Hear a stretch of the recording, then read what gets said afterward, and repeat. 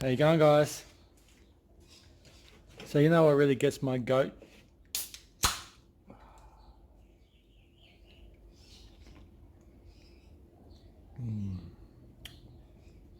Not beer, freaking car problems. So let's have a look.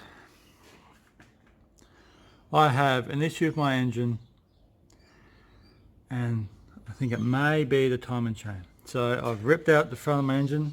Mind you, it's my Nissan Navara. I've got another video there talking about doing a fuel filter change. But anyway, so now I'm back. This car's been parked up since the end of February because I just could not be bothered paying a mechanic thousands of dollars for guesswork.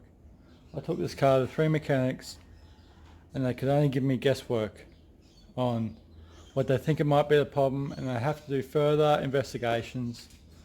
And at $125 an hour, I was not going to pay someone that amount of money on a guess.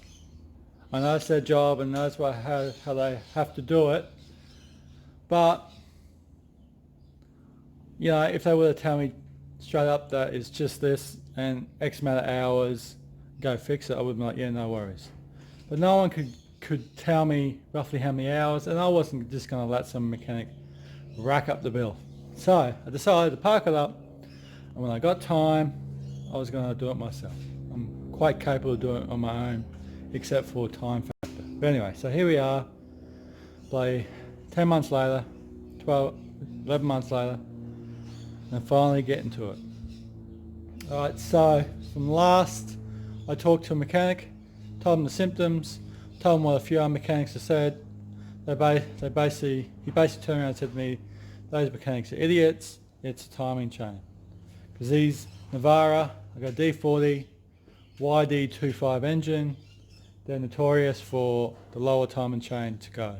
So he advised me to rip the front of the engine off and have a look at that. So that's exactly what I've done. But you guys have never done this. I've never done this. I've never ripped off the front of an engine, especially a diesel. I've always been a little bit worried about diesels because of everyone says they're so expensive to fix. You know what, at the end of the day, they're just another engine. They run on the same principle, same engine, except they've just got a little bit more electrical work to run the ejector pumps and all that. So at the end of the day, don't be scared of it. They're just like petrols. Except you all know the difference between petrol and diesel. Alright, so anyway, give it a go. Just remember, we got phones that all have cameras. Take as many pictures as you can, step by step, and that will help you do the job. So let's have a look. So this is the upper timing chain, and this is the lower timing chain. As you can see, the upper timing chain, factory standard, is a duplex chain, which is a double chain. The lower timing chain is a simplex, a single chain, and that's where the issue lies. For some ungodly reason, Nissan has decided, oh, we'll put a duplex chain at the top. You know, we don't want that one snapping, but hey, let's just put a simplex down the bottom and we'll just let that one snap.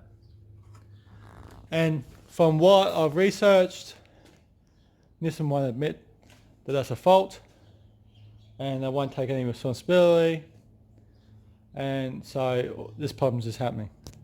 But the good thing is that you can actually buy duplex chains for the bottom and upgrade the system, and then you're guaranteed a long life on that timing chain. So let's have another look.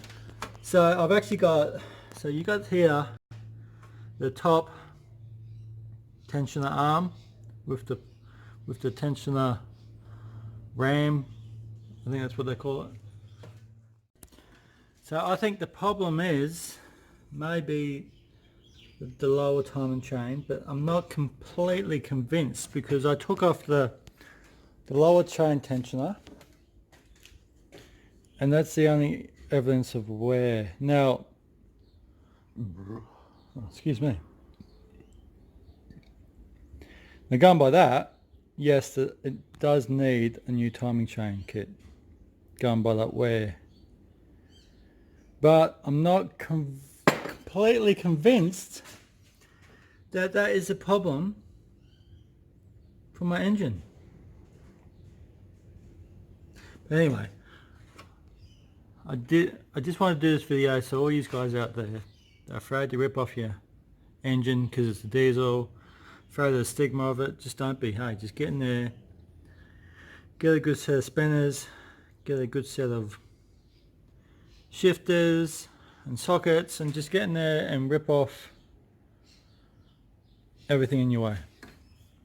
As you can see here, I'm lucky enough to have the older version of the D40 that my EGR split right there, so I didn't have to go to all the fuss of having to dig it out and back here. So that was a lot easier for myself. As well as, you know, there's my power steering pump. You don't need to disconnect that. You push that to one side. There's aircon and all that there. I've left the condenser on because I'm not going to be paying more money to get that regassed when I don't need to. Yes, it would be ideal to take off the front of this engine here, of the front of the car, and be able to work front on. Yeah, of course it'd be easy because I got this bloody big ass nudge bar in my way. So, you know, but anyway, it doesn't matter. But so, anyway, have a look guys, these are the pieces over here. Go and keep it nice and clean, not. So they're the covers.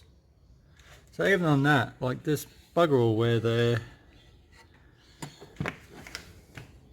Little red ring there, gotta try and save that. So, I mean, I'm convinced that it needs new timing chain kit, but I'm not convinced that that is my sole problem. Because on the, like you can see that tensioner there, I reckon around 10 mil of space between the base of the tensioner here and here is sufficient. Any more than that, then it shows excessive wear. Same with the one down the bottom there. And they were both about 10 mil, so I'm not too convinced at this point in time. Anyway, don't make this a long video. I just want to make this a video, just a quick video about the Navara, about the timing chain. And I'm going to post a lengthier video when I find out the problem, just so all you out there can, if you have the same issue, hopefully you won't have the same problem as me. Alright, catch you later.